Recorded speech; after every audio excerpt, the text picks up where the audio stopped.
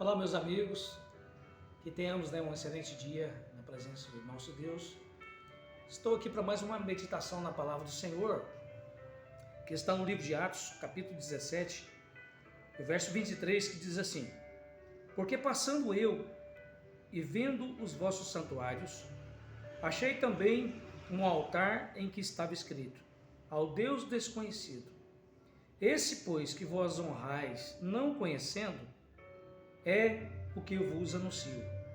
O Deus que fez o mundo e tudo que nele há, sendo o Senhor do céu e da terra, não habita em templos feitos por mão de homens, nem tampouco é servido por mão de homens, como se necessitando de alguma coisa, possa ele mesmo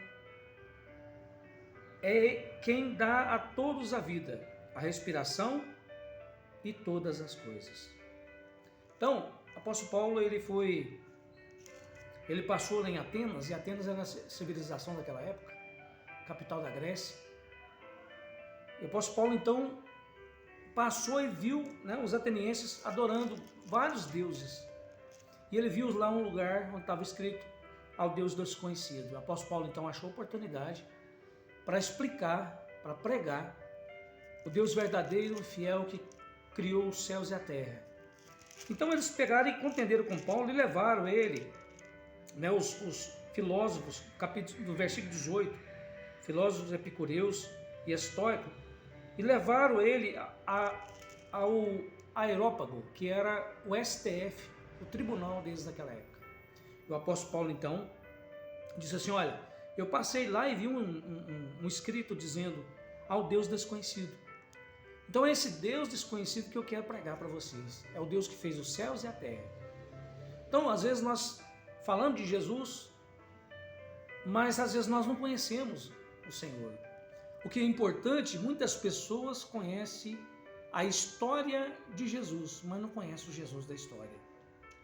Então, esse Jesus que não habita em templos feitos por mão de homens, mas habita dentro do homem, que é uma criação divina de Deus. Deus habita dentro de nós.